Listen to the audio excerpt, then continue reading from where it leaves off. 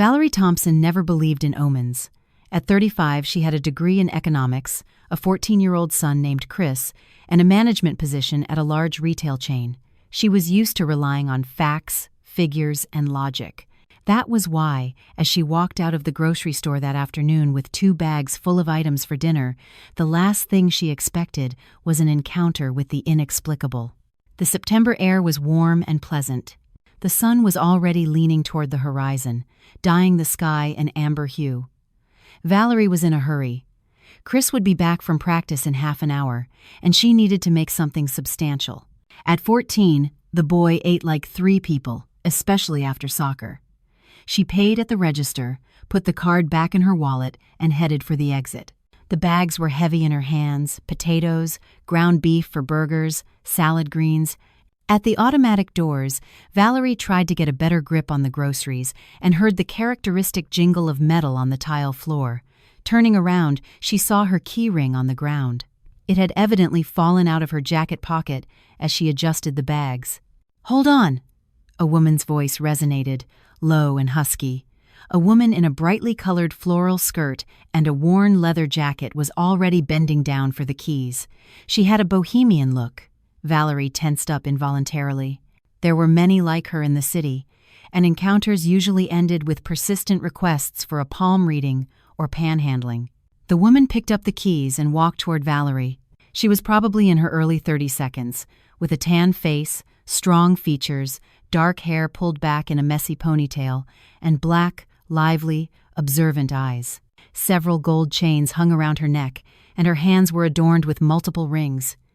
"Here, you dropped these," she said, holding out the key ring.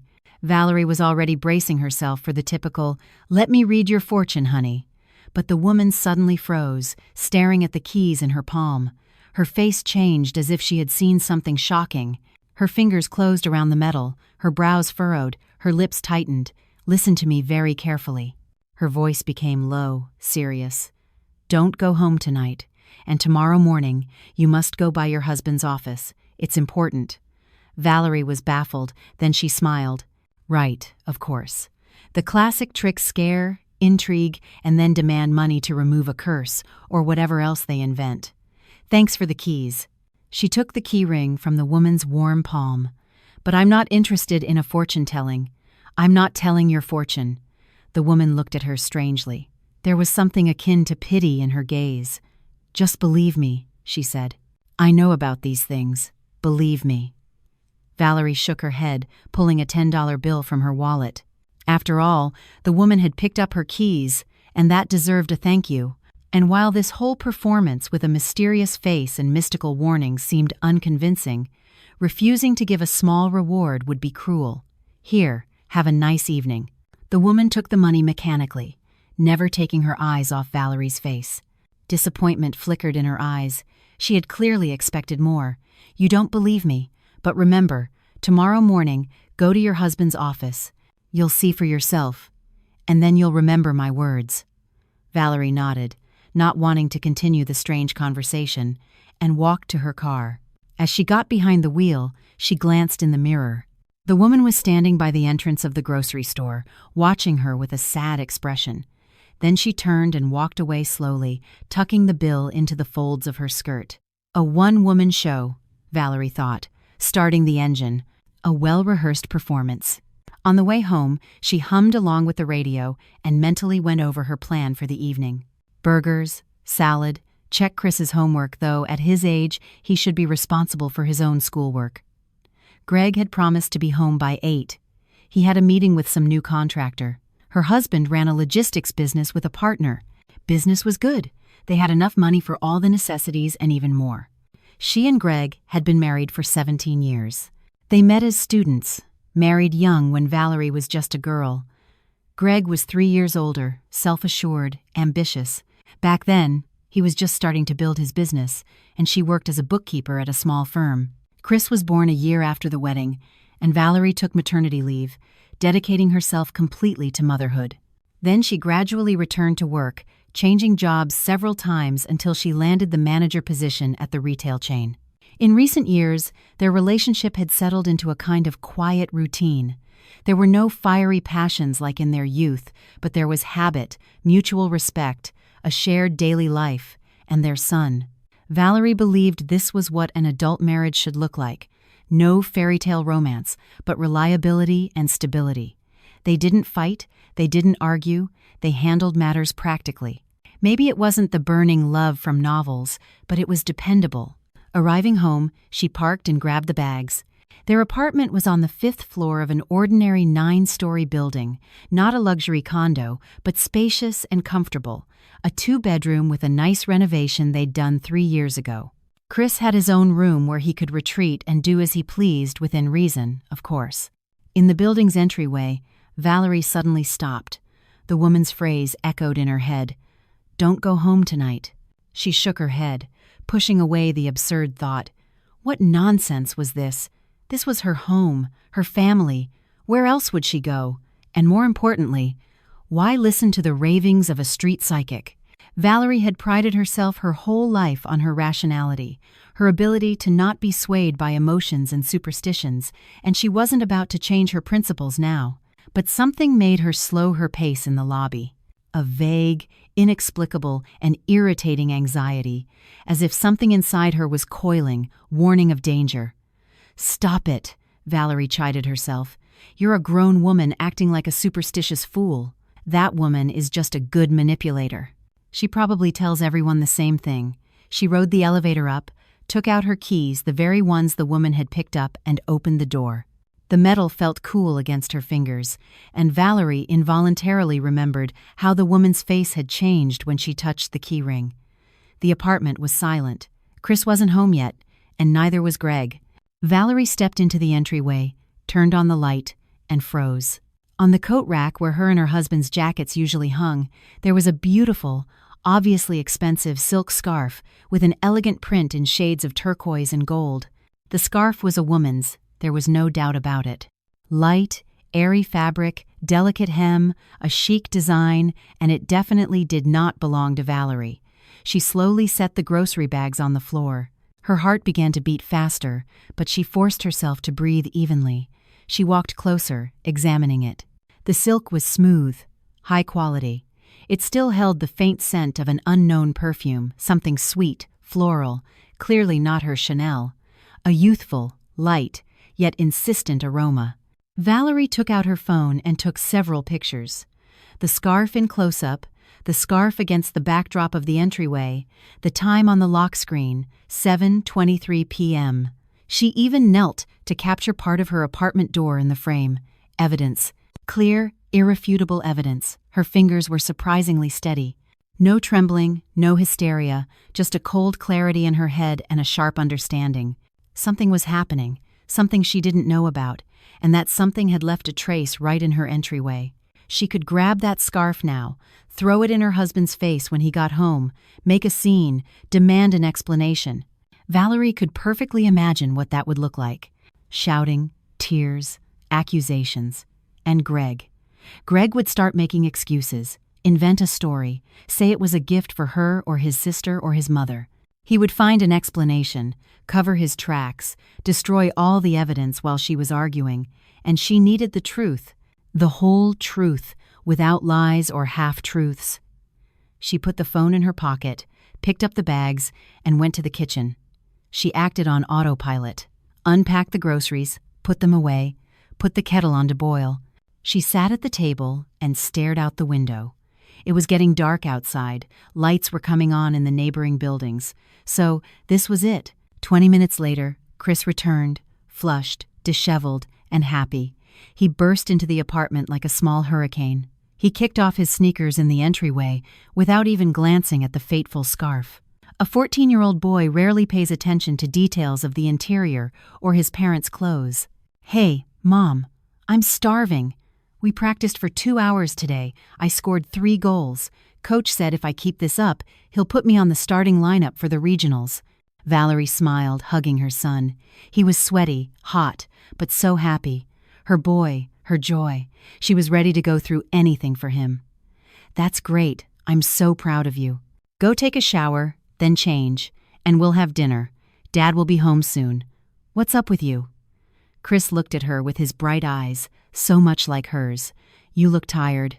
"Just a headache." "It's nothing serious. It'll pass." The boy nodded and ran off to the bathroom. Valerie started frying burgers, chopping vegetables, setting the table, all mechanically on autopilot while thoughts churned in her head. A scarf, a strange woman's scarf in her entryway. How did it get there? Did Greg come home during the day, or last night while she was at work and Chris was at a friend's house? Greg returned exactly at 8, as he had promised. He came in, kissed Valerie on the cheek, a usual, habitual gesture repeated day after day. "Hey, how was your day?" "Normal. Dinner's ready." "How was the meeting?" "Productive. We agreed on a new route. We'll be shipping construction materials to the next state over." "Good money," he said easily, without any tension. He unbuttoned his suit jacket, hung it in the entryway right next to that scarf. He didn't even look in that direction. Such obliviousness. The three of them sat down at the table. Chris chattered about soccer practice, about how his team was preparing for the regional competitions, about the new goalie who had transferred from another school. Greg listened, nodded, asked questions, joked. Everything was as usual. A normal family, a normal evening, normal conversations. Valerie ate in silence, occasionally inserting brief replies. She watched her husband, 38 years old. Athletic build, which he maintained with gym sessions 3 times a week. Dark hair with the first gray at the temples. A confident smile, a steady voice. Nothing unusual. No signs of guilt or nervousness. No new cologne on his clothes, no strange calls, no rushing. After dinner, Chris went to his room to do his homework. Greg settled in the living room with his laptop, looking over some documents, writing emails. Valerie cleared the table, loaded the dishwasher, wiped down the counter, washed her hands. "Greg, I'm going to sleep in the living room tonight," she said calmly, passing by the sofa. He looked up from the screen, a flicker of surprise on his face, but nothing more. "Did something happen? My head is killing me. I don't want to wake you up in the night if I get up for pills, and I'll just be tossing and turning. I know myself.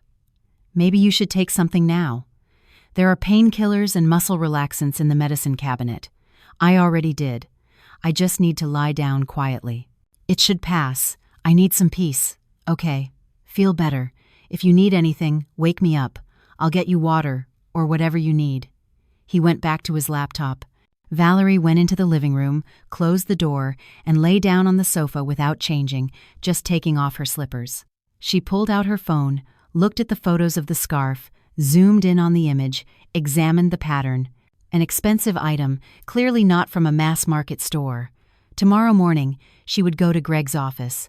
She would see what was going on. The woman had said, "Go by your husband's office." And as crazy as it sounded, Valerie felt she had to check. She had to see it with her own eyes. She couldn't sleep until late into the night. She lay in the dark, listening to the silence of the apartment, trying to understand when it had all gone wrong. Were there signs she had missed late nights at work? Coldness? Strange calls? Sudden mood swings? Nothing. Or she just hadn't paid attention, immersed in her routine. Work, son, home, work again. Maybe she had stopped looking at her husband as a man, turning him into a part of the everyday habit, like furniture or wallpaper. Before dawn, Valerie finally drifted into a restless sleep, filled with confusing images and anxious dreams. And when she woke up at 6 a.m. to the sound of her alarm, her decision had fully formed. Today, she would learn the truth, by any means necessary, even if that truth destroyed everything she had considered reliable and stable.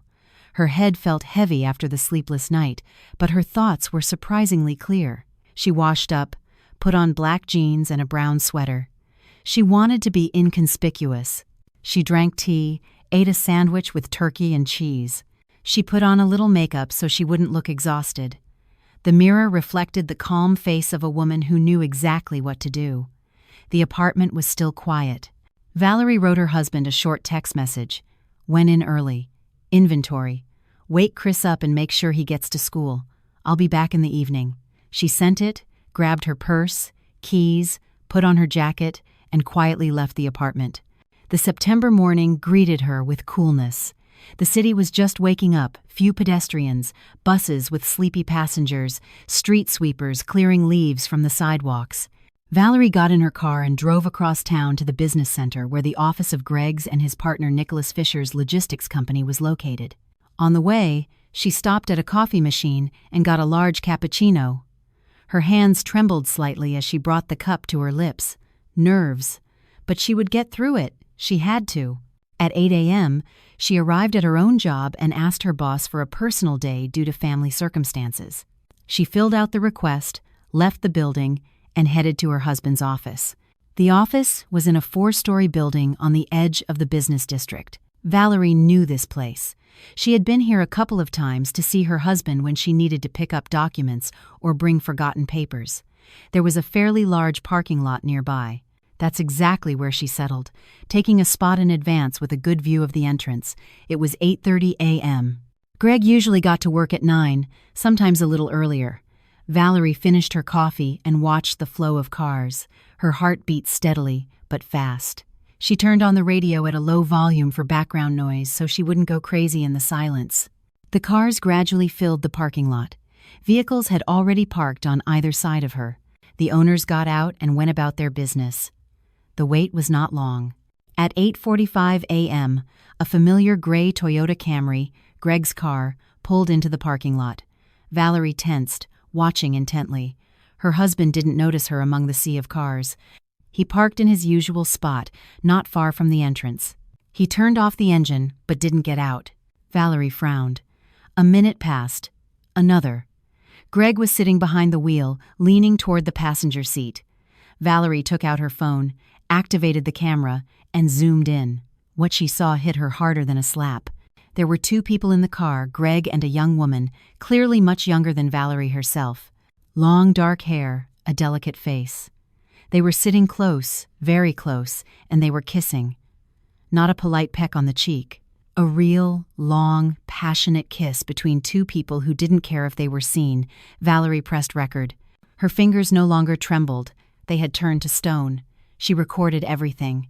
How Greg embraced the girl by the shoulders, how she ran her hand through his hair, how they laughed, their foreheads touching. The camera clearly captured the car's license plate, the time on the screen, the surrounding parking lot. Then the girl straightened up, fixed her hair, said something. Greg nodded, ran his hand along her cheek tenderly, almost reverently. They kissed one more time, quickly, and the girl got out of the car. Valerie kept recording. The girl was dressed stylishly. A short skirt, a fitted sweater, a beige cashmere coat, high boots. A slim figure, a confident walk. A youthful, almost girlish face with a fresh blush. 20 years old, maybe 22 at most. Greg got out too, locked the car. They stood next to each other for a few more seconds, and Valerie managed to take a dozen clear photos from different angles. Then, the girl waved and headed for the parking lot exit, where a taxi was already waiting for her. Valerie recorded the car's number, the make, and even managed to distinguish the driver's profile. Greg followed the girl with his eyes, smiling. Then he took out his phone, typed something clearly a message, and walked toward the office entrance with a normal gait, a calm face, as if nothing had happened. Valerie lowered her phone. A coldness filled her entire body. She had seen the infidelity with her own eyes, but for some reason, she didn't feel pain. Not yet. There was something else. Fury. A cold, rational fury of a person who has been betrayed. She started the car and carefully followed the taxi, keeping her distance. The driver took the girl to the city center, to one of the modern residential complexes. Valerie memorized the address, took photos of the building. The girl got out, paid, and disappeared into the entrance. Now she needed to find out who she was. Valerie returned home only around noon. Greg had sent her a couple of messages. Chris got off to school on time. How's inventory going? She replied briefly. It's dragging on. I'll be back in the evening. She sat down at the computer, opened the photos she had taken that morning, zoomed in on the girl's face. Young, beautiful, with regular features. Who was she? A colleague? A client? A casual lover? Valerie opened social media and began the search. First, she went to Greg's page. It was sparse, mostly business posts and company news reposts. He had about 200 friends listed, but most were colleagues and partners. She methodically went through the list, carefully looking at the avatars, and suddenly she found the familiar face. The girl from the parking lot. Angela Fisher. Valerie clicked on the profile.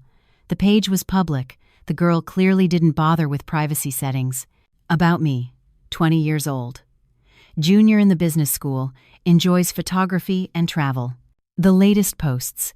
Selfies from cafes, photos with friends, quotes about love, and most importantly, under the family section, Nicholas Fisher was listed. Father. Valerie sighed heavily. The partner's daughter. Greg was dating his business partner's daughter, a 20-year-old kid who could be his own daughter. This was a catastrophe. Not just infidelity. This destroyed the business, the partnership, all ties. Valerie continued to study Angela's page. The girl posted photos frequently, but Greg was nowhere to be seen.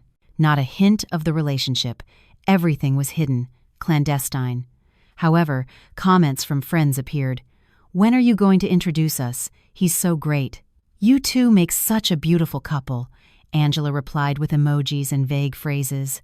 Valerie opened Nicholas Fisher's page. A 45-year-old man, divorced. In photos, he looked distinguished, graying, with a strong-willed face. Posts about business. Rare family photos with his daughter. The last joint photo was from August. Nicholas with Angela at a restaurant.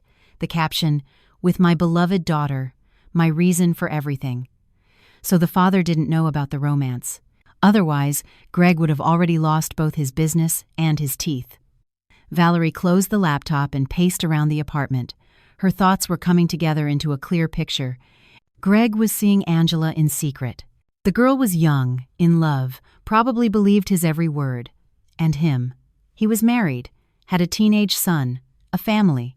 What did he tell her? That he was getting a divorce? That his wife didn't understand him? A classic of the genre. And the scarf. That silk scarf in the entryway must have belonged to Angela. She had been in their apartment, when no one was home. Valerie felt anger welling up inside her, spreading through her veins like a hot wave.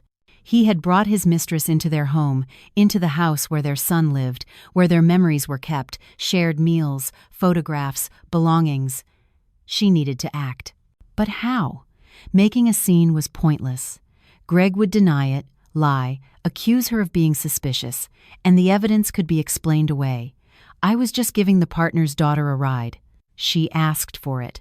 Going to Angela was also foolish. The young girl was in love. She would defend Greg, believe his version. That left one option. The hardest and the most correct one.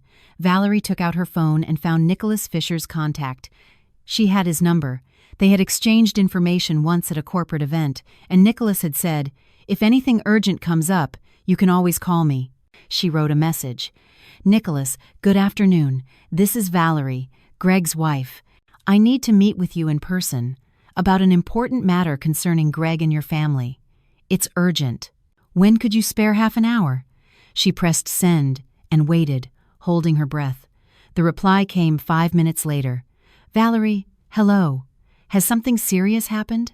I can meet today at 6 p.m. at the Central Cafe. Do you know it? Or would you suggest another place?"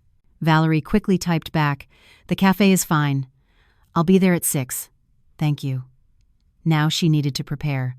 She transferred all the photos and videos from her phone to her laptop, made backup copies on a flash drive and in the cloud. She printed out the clearest snapshots. Greg with Angela in the car, their kiss, the girl getting out of the car. She put everything in a folder. Then she took out the photos of the scarf she had taken yesterday. She printed those too, took the scarf itself, and put it in her purse. At 6 p.m., Valerie was ready. She had changed into a business suit. She wanted to look serious, professional. She pulled her hair back in a ponytail, wore minimal jewelry, took the folder with the documents, and drove to the meeting.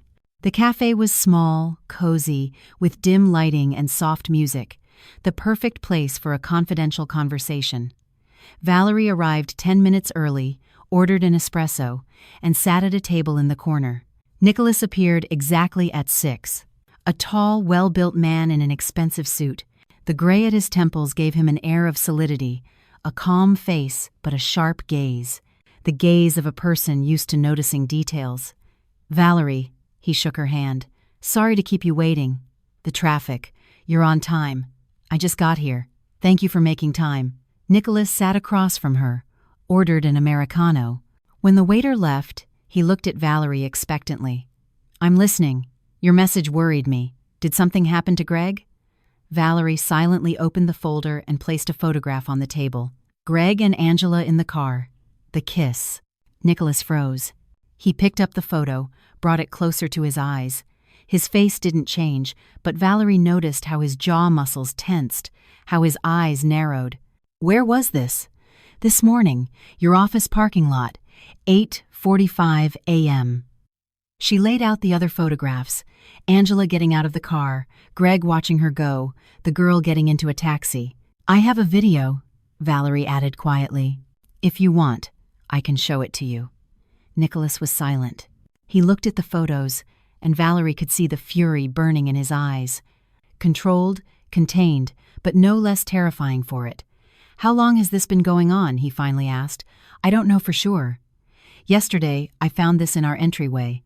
She placed the scarf on the table, a woman's scarf, not mine.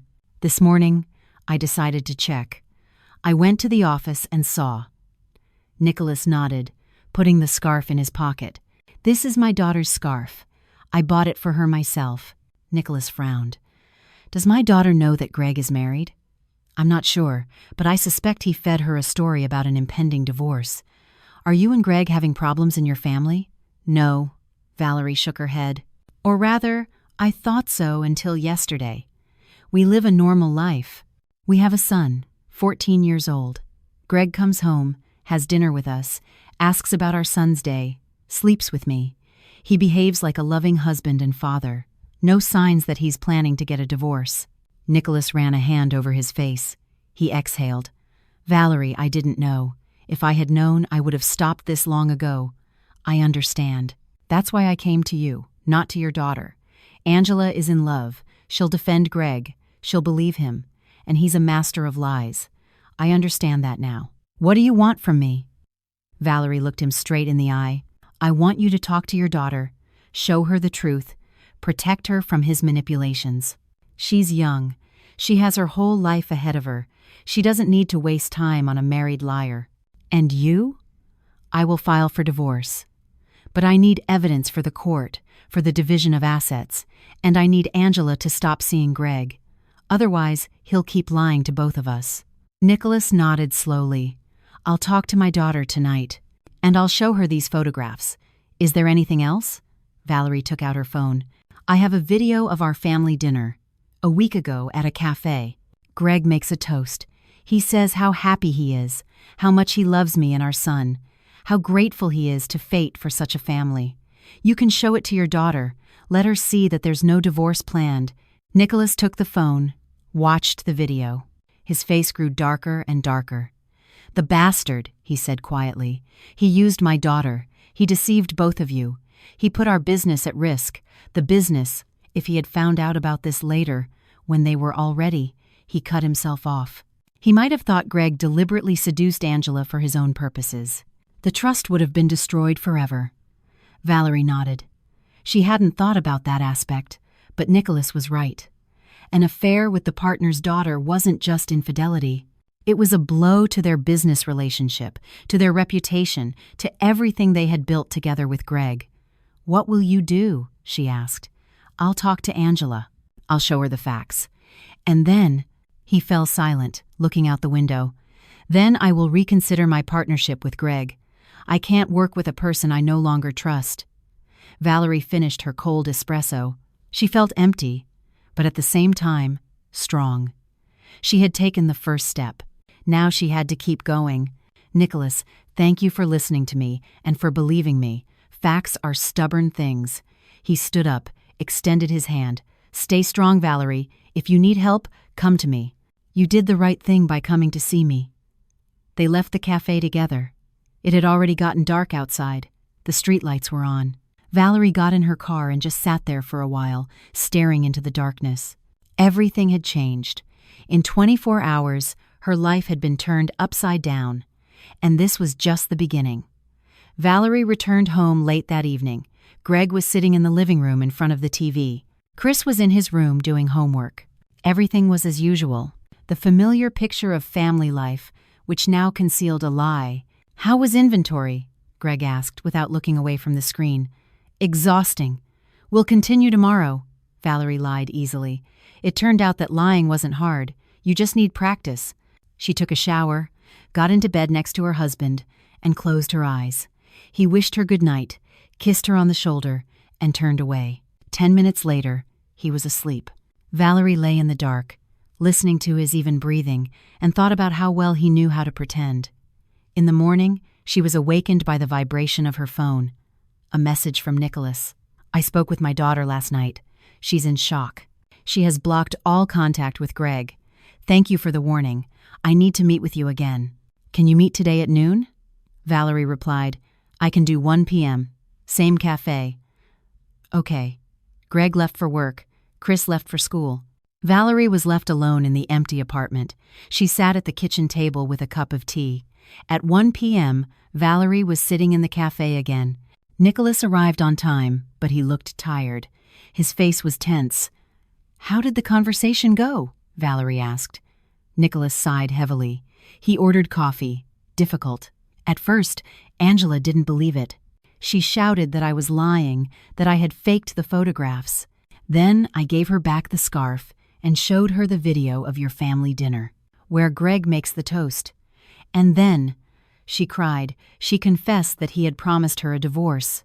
He told her he had filed the papers 2 months ago, that you two hadn't been living as husband and wife for a long time, that you were only staying together for your son, that after the divorce, he would take her with him. Valerie clutched her cup. A classic scheme, painfully cliché. "He lied to her from the very beginning," Nicholas continued. "They've been dating for 4 months. They met at a business dinner where I brought Angela with me. Greg started pursuing her, giving her flowers, taking her to restaurants. She fell in love. He was attentive, caring. He said the right words. That he was in the process of a divorce and then started seeing her behind your back. Exactly. Angela thought it was temporary, while the divorce was pending, that they would soon go public with me officially. Greg convinced her not to tell me anything, like, your father won't understand until I'm officially divorced." Valerie shook her head. How skillfully he had orchestrated everything. Deceived a young girl, deceived his wife, manipulated his partner. How is Angela now? Locked in her room, crying. She's blocked Greg everywhere on her phone, social media, messaging apps. He's already tried to call her. Wrote from different numbers. She's not responding. Does he know that you know? Not yet, but he will soon. Nicholas looked at Valerie seriously. "I've made a decision. I'm dissolving the partnership with Greg." Valerie froze. "Dissolving it? I can't work with a person who used my daughter, who put me, our business, everything we've built over 10 years at risk. How will you do it?" "I'll propose to divide the company. We have equal shares, 50% each.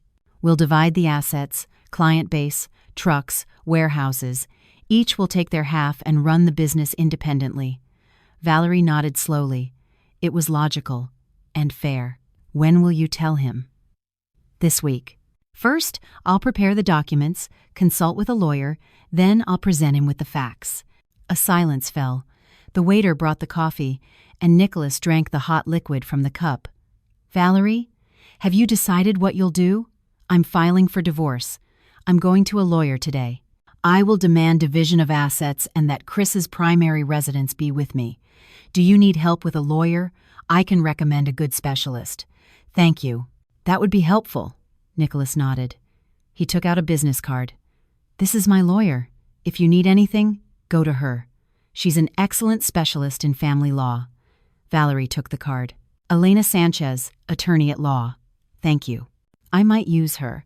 They talked a bit more about the details and parted ways.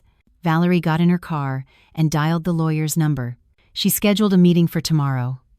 In the evening, Greg came home nervous. He went straight to the bedroom, closed the door. He was talking on the phone.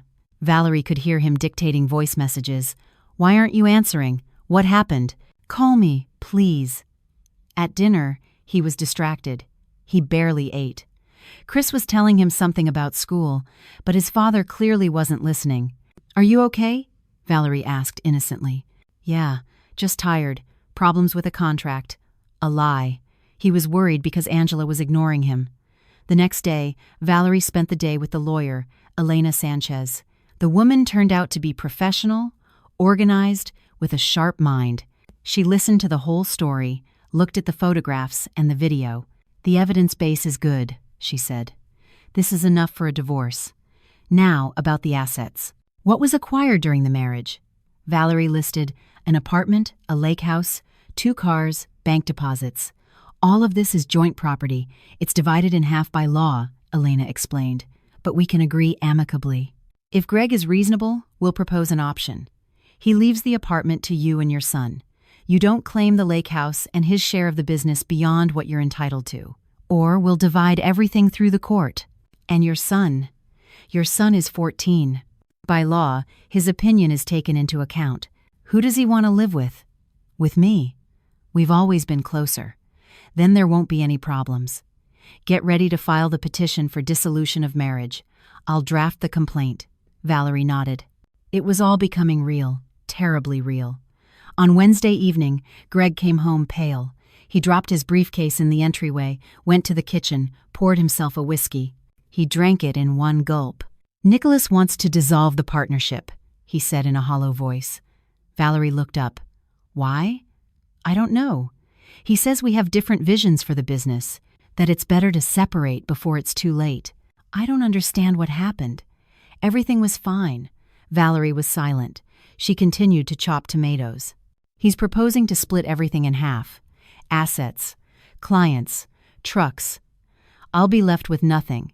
Half a company isn't a company. It's starting from scratch. Maybe he's right. Maybe it's time for you to work separately." Greg looked at her strangely. "Are you on his side?" "I'm not on anyone's side. I'm just saying that sometimes partnerships run their course." He poured himself more whiskey. Valerie could see he was on the verge of a breakdown. Angela hadn't responded in 3 days. Nicholas was dissolving the partnership. His world was crumbling, and he didn't understand why. "You'll understand soon," Valerie thought. On Thursday morning, when Greg had left for work and Chris for school, Valerie gathered all the documents for their property: titles, certificates of ownership, bank statements. She put everything in a folder and took it to the lawyer. "I'm ready to file," she told Elena Sanchez. "Are you sure? There's no going back." "Absolutely sure." Elena nodded and began preparing the documents. By evening, the petition for dissolution of marriage was ready. Valerie signed it and gave it to the lawyer. "Now we wait. In a few days, Greg will receive a court summons," Elena explained. "Be prepared for his reaction." Valerie was prepared. She had lived the last few days in a state of absolute clarity. There was no fear, only determination. On Friday evening, as the whole family sat down to dinner, Valerie finally said what she had been preparing all week. "Greg, we need to talk. Seriously." He looked up. His eyes showed fatigue and anxiety. "About what?" "About us. About our marriage." Chris looked at his mother, then at his father. He sensed the tension in the air. "Maybe I should go?" he asked quietly. "Go to your room, son. We'll call you when we're done." The boy nodded and quickly left the kitchen. Greg and Valerie were left alone. "I've filed for divorce," she said calmly. "You'll receive a court summons in a few days. I wanted you to know in advance." Greg turned pale. He pushed his plate away. "What? You heard me?" "Valerie, what's going on? Why? For what reason?" She took out her phone, opened a photograph. Greg, with Angela in the car. The kiss. She placed the phone on the table in front of him. Greg froze, his face contorted. Fear, shock, panic. This isn't what you think." "Don't bother," Valerie stopped him. "Don't bother lying. I have video. I have witnesses. I have proof that you cheated on me for 4 months with your partner's daughter. Nicholas knows. That's why he's dissolving the partnership. Angela knows you lied to her about the divorce, and now you know." Greg covered his face with his hands. "I can explain everything. Don't. I don't want to hear your excuses. I've filed for divorce. I want the apartment and Chris to stay with me. The lake house and your share of the business, you can take them. We can settle this amicably or through the court. Your choice." She got up from the table, took her phone, and left the kitchen, leaving Greg alone with his lie, which had finally caught up with him. Valerie went to the bedroom, lay down on the bed, and for the first time all week, she allowed herself to cry silently into the pillow so no one would hear. 17 years of marriage were over. Ahead was a new life. The next few days passed in a heavy silence. Greg tried to talk to Valerie, to explain himself, but she cut him off each time with a brief, "We'll talk through our lawyers." He slept on the couch in the living room. She slept in the bedroom. Chris sensed the tension. He became quiet, spoke less. Valerie knew she needed to talk to her son, explain the situation, but she couldn't find the words yet. On Monday, Greg received the official court summons. He read it over breakfast, turned pale, and left the apartment, slamming the door. Valerie watched him go and poured herself some tea. Chris sat across from her, poking at his oatmeal with a spoon. "Mom, are you guys getting a divorce?" he asked quietly. Valerie nodded. "Yes, son, we are." "Why?" "Because Dad acted dishonestly. He deceived us. He betrayed our trust." Chris was silent, processing the information. He was old enough to understand that his parents weren't just arguing. This was serious. This was forever. "I'll stay with you. If you want, yes. But you can see Dad whenever you want. I won't forbid it. Despite everything, he's still your father." The boy nodded, wiping away the tears that had welled up with the sleeve of his shirt. "I want to stay with you. You were always there, always helped with homework, took me to practice, talked to me. Dad was busy." Valerie hugged her son. She stroked his head, feeling him tremble. 14 years old, and he was still her little boy whom she needed to protect from pain. But the pain had already arrived.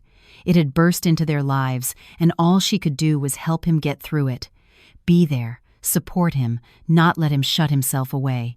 "We'll get through this," she whispered. "Together, we'll get through this." On Wednesday, Nicholas called. His voice was tired but firm. "Valerie, I had a final talk with Greg today about dividing the business. He agreed. We're signing the documents on Friday." "How did he react?" "He tried to make excuses. Said he loved Angela, wanted to be with her, but it all got out of control. That I don't understand what feelings he had. I told him I'm not interested in his excuses, that he used my daughter for his own ends and put our joint business at risk, that the trust is completely destroyed." "How is Angela?" Nicholas sighed heavily. "Bad.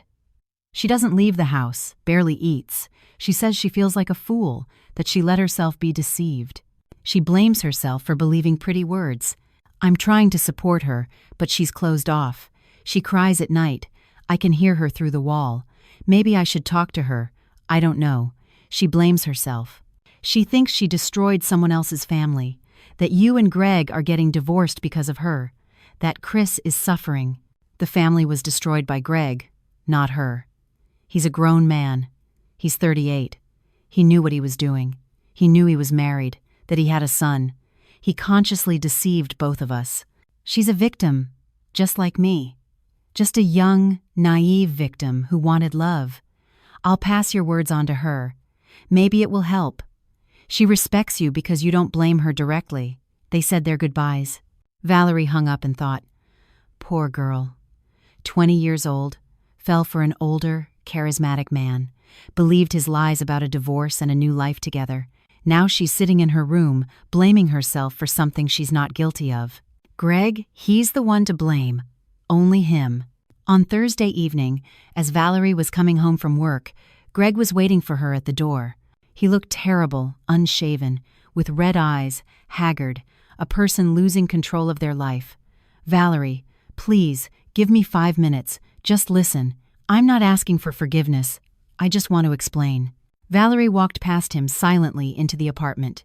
She sat on the sofa. Her face was calm, unreadable. "Talk. 5 minutes. I'm timing you." Greg sat across from her, his head down. His hands nervously gripped his knees. "I don't know how it happened. She was so young, interesting, full of life. I felt younger around her. She admired me, hung on my every word, laughed at my jokes. I got carried away. I didn't plan anything serious. honestly. I just wanted to feel desired again, needed, interesting, and you made up the story about the divorce. I thought. I really wanted a divorce, that things between us were over a long time ago. We were living like neighbors, Valerie. No passion, no mutual interest. You were busy with work, and Chris, I was busy with the business. We stopped being husband and wife. We became just roommates. Valerie smiled coldly. And instead of talking to me about it, discussing our problems, suggesting we change something, you went and started an affair with a kid who could be your daughter, with your partner's daughter, with a person who trusted you not just with his business, but with his family. Smart, very smart. I made a mistake. I understand that. But I love you, Valerie. I love Chris. I don't want to lose my family. Give me a chance to fix everything. You already lost it. The moment you brought your mistress into our home, when you left her scarf in our entryway, when you were kissing her in the car in the parking lot, not thinking that someone might see, when you were lying to both of us, to me and to her, 17 years of marriage, you threw it all away for a young student. Greg looked up. There were tears in his eyes, but Valerie remained unmoved. Give me a chance to fix everything. I broke up with Angela. I'll never see her again. I'll work on our relationship. I'll go to a therapist. I'll do whatever you say. Valerie, please, don't destroy our family. Valerie stood up, went to the window, looked out at the evening city. Lights in the windows, cars on the streets, the ordinary life of millions of people. Your 5 minutes are up. Go pack your things. I want you moved out by tomorrow. You can live at the lake house. You can rent an apartment. I don't care. The apartment stays with me and Chris. This is our home. You don't live here anymore. Valerie, go, Greg. I have nothing more to say to you. Everything we need to discuss, we'll discuss through our lawyers. Officially, by the law, without emotions. He sat there for another minute, then slowly got up and went to the bedroom. Valerie could hear him walking around the room, opening closets, putting things into bags. An hour later, he came out with 2 large bags and a backpack. He stopped at the door, looked at Valerie. I'm truly sorry. And I really do love you. Forgive me. She didn't answer. She just stood by the window, looking into the darkness. The door closed quietly. Valerie moved closer to the glass. She looked down. Greg was loading the bags into the trunk of his car, then got behind the wheel. He sat there for a few seconds, as if waiting for her to change her mind, run out, stop him, but she remained motionless. He started the engine and drove away. The red taillights of his car dissolved into the stream of traffic. It was over. He didn't live here anymore. 17 years of marriage had come to an end. On Friday, Nicholas signed the documents for the business division. In the evening, he called Valerie. His voice sounded relieved. It's done. We're no longer partners. Greg took his half of the assets, 3 trucks out of 6, part of the warehouses on the outskirts of the city, a list of clients. He's starting his business from scratch. I'm left with the main base, the central office, most of the major contracts. How did he look when he signed? Defeated. He understands he's lost everything. Family, partner, stability, reputation. But that was his choice, his consequences. I don't feel sorry for him. He betrayed not only me, but my daughter. He used her feelings. How is your daughter? A little better.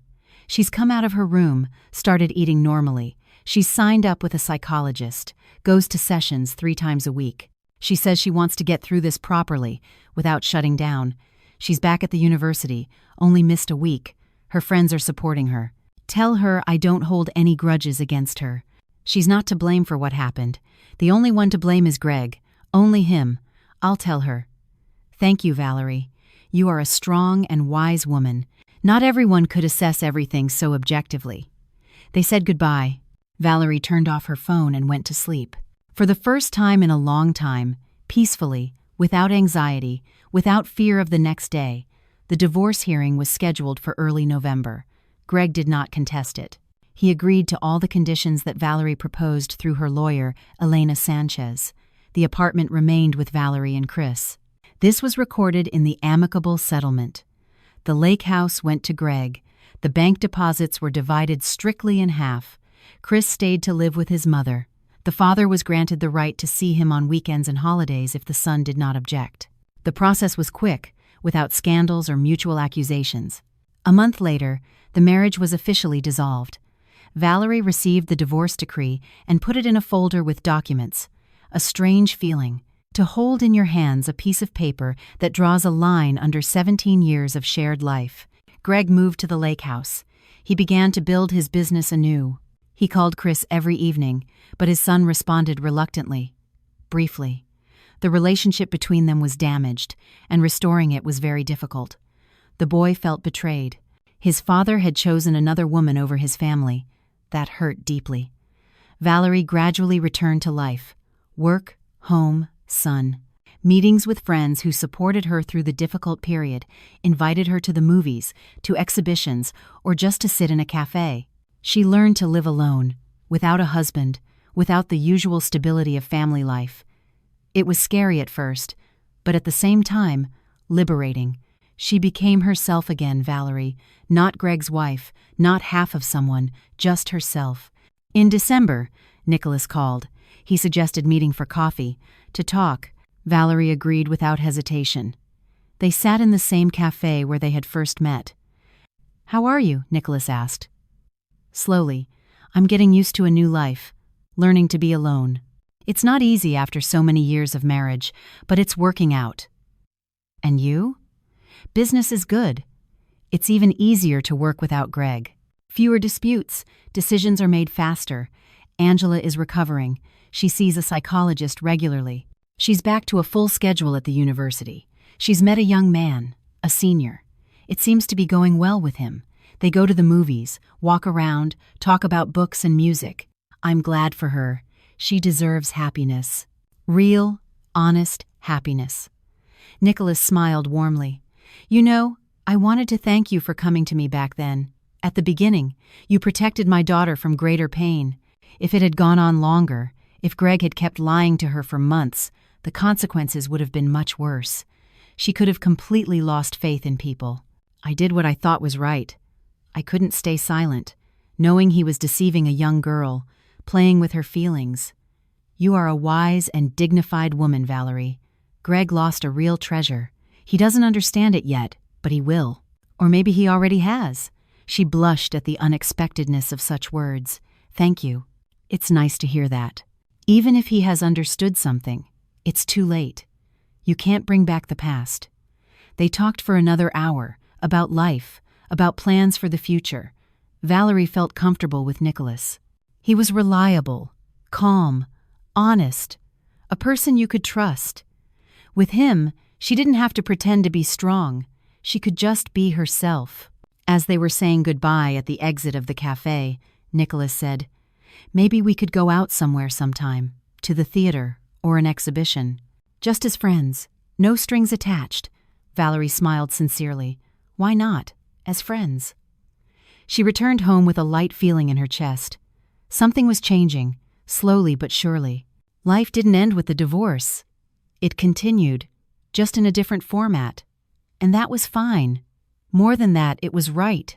And in the neighboring county, at the lake house in the town on the outskirts of the city, Greg sat at a large wooden table and looked at a family photo, a photo of the family he had lost. The house was cold despite the heating being on cold and empty. He was alone, completely alone. The company was small, barely surviving. Most of the employees had preferred to stay with Nicholas. He had an easier character, established connections, a good reputation. Angela didn't answer his messages. She had blocked him everywhere. Valerie divorced him and didn't even want to talk. Chris grew distant, answered his calls dryly, in monosyllables. Greg poured whiskey from the bottle standing on the table. He drank slowly, feeling the alcohol spread warmly through his body. But that warmth didn't warm his soul. He had lost everything: family, partner, stability, the respect of others. And the only one to blame was himself. His choice, his lie, his betrayal of those who trusted him. Now all that was left was to work, to rebuild his life, and to live with the consequences of his decisions. Greg finished his whiskey and went to the bedroom. Tomorrow, he had to get up again, go to the warehouse, solve problems with deliveries and clients. Life went on, an empty, cold, lonely life. He had chosen this path himself. Now he would have to walk it alone. Time passed. Fall gave way to winter, winter to spring. Valerie gradually settled into her new life. Work took up most of the day. Evenings were spent with Chris, helping with homework, watching movies, talking about his hobbies. Her son was slowly thawing after the stress of the divorce. He started smiling again, joking, inviting friends over. She communicated with Greg only when necessary, when it concerned Chris. Her ex-husband tried to restore his relationship with his son. He came on weekends, but the boy kept his distance. Forgiveness doesn't come immediately, and sometimes it doesn't come at all. Valerie met with Nicholas several times. First, they went to the theater, saw a modern play, then to a contemporary art exhibition where they argued about the meaning of abstract works. Then they just walked around the evening city, talking about everything and nothing. The communication was easy, natural, without tension or half-truths. Nicholas had been divorced for 5 years, accustomed to living alone. His daughter was his main support and joy. He talked about her a lot, how she was doing with her studies, how she had blossomed after that painful story with Greg, how happy she was in her relationship with her new boyfriend. "Angela said she wants to meet you," Nicholas said once over coffee, "to thank you personally. She understands now that you saved her from bigger problems." "I have no objection to meeting," Valerie replied. "Let her know that I never blamed her." The meeting took place a week later. The three of them sat in a small cafe near the city center. Angela looked very young, with a fresh face, no makeup, a light dress, her hair down. She was nervous. She kept her eyes down. "Thank you for agreeing to meet," the girl began quietly. "I wanted to apologize for being so blind, so naive, for not asking the right questions, for causing you pain." "You didn't cause me pain," Valerie said gently. "Greg did. He's a grown man. He knew he was acting wrongly. You were a victim of his manipulations, just like me." Angela raised her red-rimmed eyes. "But I was dating a married man. I should have realized something was wrong." He lied professionally. "You're 20. You believed in love. That's normal. Don't blame yourself," the girl cried quietly, and Valerie reached her hand across the table. Angela squeezed her fingers. "I'm with someone else now. He's honest, open. His parents know about me. I know his friends. It's so different from how it was with Greg. Real relationships aren't built on secrets." "You're thinking correctly," Valerie smiled. "Take care of yourself and your love." After this meeting, something shifted between Valerie and Nicholas. They started seeing each other more often. He invited her to dinners. She cooked for him at her place. Chris was initially wary of a new person appearing in their lives, but Nicholas didn't push. He didn't try to replace his father. He was just there. He helped the boy with a physics project, took him to a soccer game, gave him a book about the cosmos, knowing about his interest in astronomy. By early summer, a serious relationship had formed between Valerie and Nicholas. They didn't hide it, but they didn't advertise it either. They were just together, two adults who had experienced betrayal and learned to value honesty. In June, Nicholas suggested that Valerie and Chris move in with him. "I have a big house, 4 bedrooms. Angela has moved in with her boyfriend. Chris will be comfortable, a separate room, his own bathroom. We can live together as a family. No rush, no pressure, just try it." Valerie consulted with her son. "How do you feel about Nicholas?" she asked one evening. Chris shrugged. "He's okay. He's cool.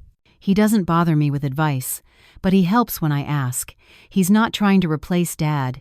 He's just there. And you're better with him, Mom. You smile more." He suggested we move in with him. "What do you think?" The boy thought for a moment. "We can try. If we don't like it, we'll come back, right?" "Of course. The apartment will still be ours in any case." In July, they moved. Nicholas's house was located in a quiet, suburban neighborhood with a garden and a terrace. Chris got a spacious room overlooking the garden and set it up to his liking. Angela came on weekends, and a warm, almost brother-sister relationship developed between the young people. Valerie felt happy, truly happy, without anxiety or fear. Nicholas was attentive, caring, honest. They discussed everything, from everyday trifles to plans for the future. No secrets, no lies.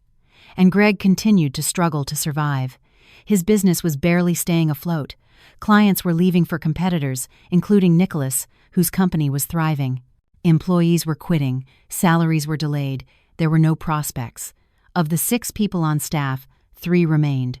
He lived alone in the lake house. He rarely went into the city. Attempts to restore his relationship with Chris were met with the boy's polite coolness. The boy answered his calls, but the conversations were short, formal. In August, Greg accidentally found out that Valerie was living with Nicholas. A mutual acquaintance mentioned it when they ran into each other. "I saw your ex with Fisher. They look so good together." Greg felt the ground give way beneath his feet. Valerie. His Valerie with Nicholas, the very same Nicholas whose daughter he had deceived. He called her for the first time in months. "Is it true? You're with Nicholas?" "Yes," Valerie replied calmly. "We're together, and it's none of your business. You did it on purpose, to get revenge on me." "Greg, you have too high an opinion of yourself. The world doesn't revolve around you. I'm with Nicholas because I'm happy with him, because he's an honest, decent person, because I trust him. That's all. And what about Chris? You dragged him into this?" "Chris is happy. He lives in a big house. He has a great room. Nicholas helps him with his studies. He has a stepsister in Angela. He's fine, and it's time you stopped thinking only about yourself." She hung up. Greg sat in the silence of the lake house, clutching the phone. The realization hit him, sharp and painful. He had lost everything. Not just his family, but the chance to be a part of their lives. Valerie no longer belonged to him. Chris had distanced himself. Even his business was collapsing, and the only one to blame was himself. In September, the thing Greg dreaded most happened. He saw them completely by chance, driving past a cafe in the city center. At a table by the window sat Valerie, Chris, and Nicholas. They were laughing, talking animatedly. Chris was showing something on his phone screen. Nicholas leaned over to look. Valerie was smiling with that open, happy smile that Greg hadn't seen in years. A family. They looked like a real family. Greg stopped the car, unable to look away. Nicholas put his arm around Valerie's shoulders, kissed her on the temple. She leaned against him, still smiling. Chris said something, and all 3 of them laughed. Greg felt a lump in his throat. This should have been him. He should have been sitting there with his wife and son. It was his place, his family, but he had destroyed it all himself. He had chosen a momentary whim over years of love. He had lied, betrayed, lost their trust. Nicholas said something to the waiter, nodded. Valerie fixed her hair, glanced out the window, and for a second their eyes met. She saw Greg in the car across from her. Her face didn't change. No surprise, no pity, just the calm look of a person for whom you are part of the past. Greg sharply turned the wheel and drove away. His heart was pounding. His eyes burned from the tears that filled them. He was no longer a part of their lives. He was erased, replaced, forgotten. Everyone got what they deserved. Valerie got an honest man who valued her. Chris got stability and a new family. Nicholas got a woman who understood the value of trust. Angela got a lesson that made her stronger and wiser. And Greg got loneliness. An empty house, a dying business, a cold bed. He had destroyed his happiness with his own hands, and now he was paying for every lie, every kiss with another woman, every promise he never intended to keep. He returned to the lake house, sat by the window. Evening was falling. Greg poured himself a whiskey, drank it in one gulp, then another, and another. But the alcohol didn't help. It didn't silence the pain, didn't bring back what was lost. All that was left was to work to get up every morning, go to the warehouse, try to keep what was left of the business afloat, to keep living with the weight of his own mistakes. He no longer had a place in their lives, and he had chosen this path himself.